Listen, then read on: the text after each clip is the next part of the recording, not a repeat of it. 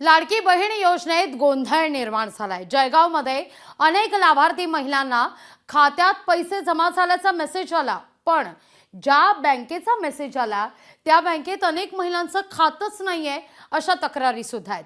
बरं, पैशांचा मेसेज आला पण पैशांचा पत्ताच नसल्याचं महिलांचं म्हणणं आहे। त्यामुळे मोठ्या प्रमाणावर महिलांचा हिरमोड सुद्धा झालेला आहे। पाहूया।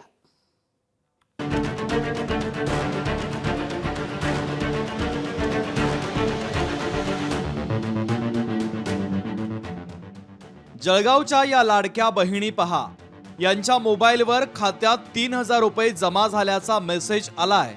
पण हा मेसेज या लाडक्या बहिणींसाठी मृगजळ ठरलेला आहे, कारण ज्या बँकेच्या नावे महिलांना मेसेज आलेत त्या बँक ऑफ बडोदात महिलांचं खातच नाहीये। खातं नसलेल्या बँकेत पैसे कसे जमा झाले असा यक्ष प्रश्न या महिलांना पडलाय।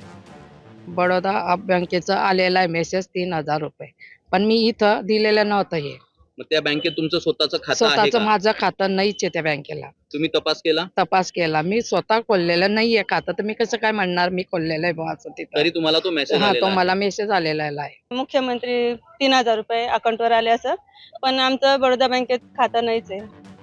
सरकारी यंत्रणेमध्ये काहीतरी गफलत झाल्यामुळे लाभार्थी महिलांना चुकीचे मेसेज येऊ लागले आहेत।